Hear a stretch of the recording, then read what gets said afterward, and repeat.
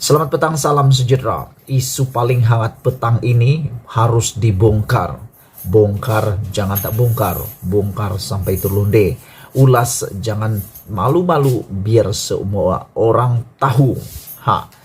Hari ini isu paling hangat apabila Mahathir bakal disaman 3 bilion ringgit Malaysia. Wow, ini mungkin jadi rekod dunia atau rekod Malaysia apabila seorang manusia di Malaysia bakal disaman 3 bilion ringgit Malaysia. Ini bukan satu angka yang kecil, ini satu angka yang sangat besar. Aku fikir kalau Mahathir tak mampu bayar, dia mungkin akan jadi muflis. Kalau tak muflis pun mungkin akan dibankruptkan. Macam sama saja. Tapi Saman ini, kalau dia kalah pun dia tidak akan dipenjarakan. Siapa yang mahu menyaman Mahathir sehingga berani menyaman 3 bilion ini? Persoalannya, kalau dia kalah, mampukah dia membayar pula kos guaman kepada Saman ini? Dan adakah Mahathir akan balas pula dengan Saman 3 bilion juga? Mahathir cukupkah duit nak bayar 3 bilion ini? Dari mana Mahathir nak dapat kalau betul Mahathir kalah? 3 bilion dia perlu bayar Saman. Siapa yang menyaman dia?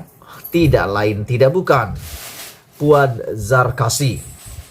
Puan dahulu dalam PRU 14, Puan kalah sebagai ahli parlimen. Tapi di PRN Johor baru-baru ini, Puan telah menang di PRN tersebut. Jadi, dia makin berani, makin garang. Kali ini bukan alang-alang. Dia menyerang Tun Mahathir dengan Saman bersedia menyaman Mahathir 3 bilion ringgit Malaysia. Speaker Dun Johor yaitu Puan Zarkasi hari ini menawarkan diri untuk menyaman Dr. Mahathir Mohamad berhubung kehilangan Pulau Batu Putih. Inilah isunya, yaitu beliau mau saman Mahathir kerana kehilangan Pulau Batu Putih. Tawaran itu dibuat sebagai menyahut cabaran Menteri Besar Johor On Hafiz Ghazi agar tindakan undang-undang diambil ke atas pengkhianatan yang menyebabkan negara kehilangan Pulau Batu Putih dan terlepas ke tangan Singapura. Kata Puan, walaupun On Hafiz tidak menamakan pengkhianat yang dimaksudkannya, namun jelas semua tahu bekas Perdana Menteri ke-7 Mahathir Mohamad adalah individu yang bertanggung jawab di atas kehilangan tersebut. Menurut Puan, memandangkan rayuan kepada Mahkamah Keadilan Antarabangsa ICJ tidak lagi boleh difailkan. Adun Rengit itu berkata, ahli Parlimen Langkawi itu perlu diberi pengajaran. Sebagai pengajaran kekal, Tun Mahathir mesti disaman dan bayar ganti rugi 3 bilion paling sesuai baru padan, kata Puan Zarkasi. Justru saya tawar diri untuk saman Tun Mahathir. Ini soal maruah kerana dia jual kedaulatan Johor dan negara, kata Puan Zarkasi lagi. Kerajaan Persekutuan memfailkan permohonan pada 2017 untuk semakan keputusan Mahkamah Keadilan Antarabangsa ICJ pada 2008 yang memutuskan bahawa Singapura mempunyai kedaulatan ke atas Pulau Batu Putih. Bagaimanapun, Kerajaan Pakatan Harapan PH di bawah kepimpinan pentadbiran Mahathir Mohamad menarik balik rayuan itu sejurus selepas mengambil alih kuasa pada tahun 2018. Seorang individu yang bernama Hatta Sanuri turut memfailkan saman pada 28 Mei tahun lalu dengan menamakan Mahathir dan kerajaan sebagai defendant.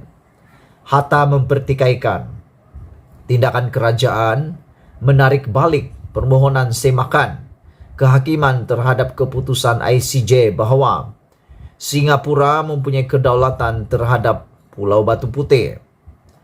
Kerajaan berkata, ia mengikut nasihat pakar undang-undang asing untuk menarik balik rayuan ke atas tuntutan pulau berkenaan. Perkara ini dinyatakan sebelum ini oleh bekas Peguam Negara Tommy Thomas. Keputusan terhadap permohonan kerajaan bagi membatalkan saman itu akan diputuskan oleh Mahkamah Tinggi Kuala Lumpur esok. Bermakna esok adalah penentuan sama ada keputusan terhadap permohonan kerajaan bagi membatalkan saman itu diputuskan atau tidak. Menariknya hari ini apabila Puan Zarkasi berani menawarkan diri mau menyaman negarawan terulung Malaysia. Siapa lagi kalau bukan Tun Mahathir Mohamad. Dengan nilai bukan kaleng-kaleng 3 bilion ringgit. Yang menjadi persoalan hangat aku pada petang ini adalah dari mana Tun Mahathir mau dapat duit 3 bilion kalau dia kalah di dalam saman Puan Zarkasi ini.